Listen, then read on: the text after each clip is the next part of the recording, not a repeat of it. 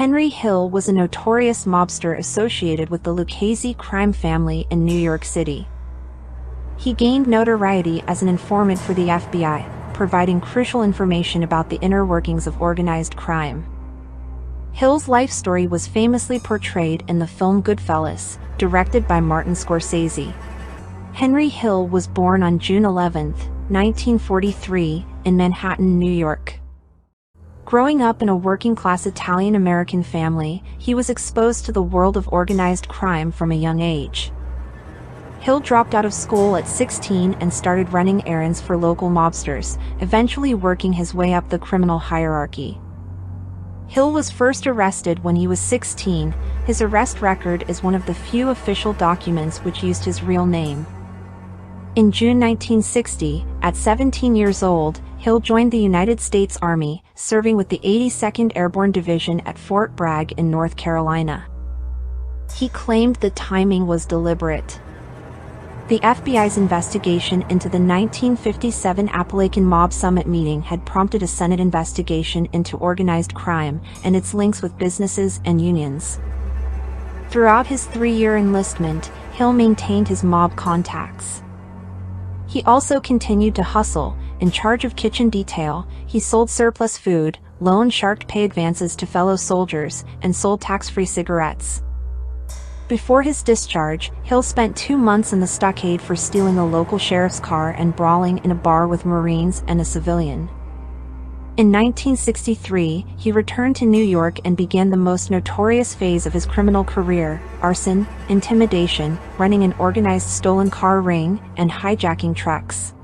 Shortly before midnight on April 6, 1967, Hill and DeSimone drove to the Air France cargo terminal at John F. Kennedy International Airport with an empty suitcase, the largest Hill could find. Inside Connection Robert McMahon said that the two should just walk in, as people often came to the terminal to pick up lost baggage. DeSimone and Hill entered the unsecured area unchallenged and unlocked the door with a duplicate key. Using a small flashlight, they loaded 7 bags into the suitcase and left with $420,000, equivalent to $3.8 million in 2023.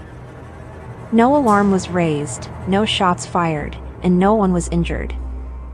The theft was not discovered until the following Monday, when a Wells Fargo truck arrived to pick up the cash to be delivered to the French-American Banking Corporation.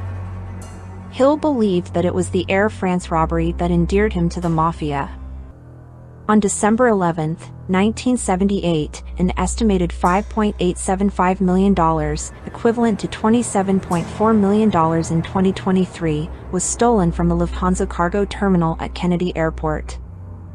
With $5 million in cash and $875,000 in jewelry, making it the largest cash robbery committed on American soil at the time.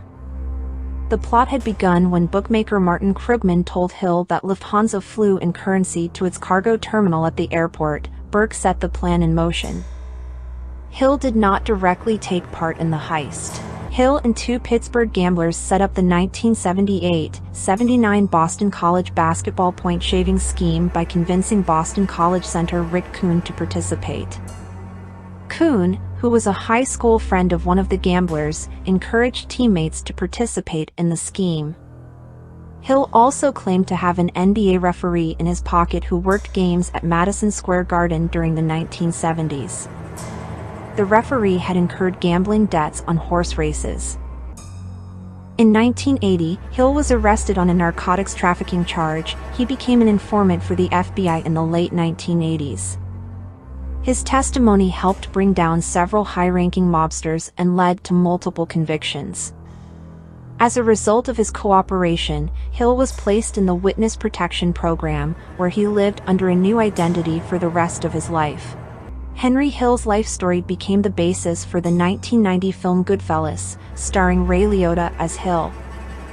The movie, considered a classic of the crime genre, chronicles Hill's rise and fall in the mob world, showcasing the violence, camaraderie, and betrayal that defined his life. Henry Hill passed away on June 12, 2012, in Los Angeles, California, at the age of 69. Despite his cooperation with the authorities, he continued to live a troubled life after leaving the witness protection program, battling drug addiction and legal issues until his death. Hill's legacy as a mafia informant and key figure in the criminal underworld remains a subject of fascination and controversy.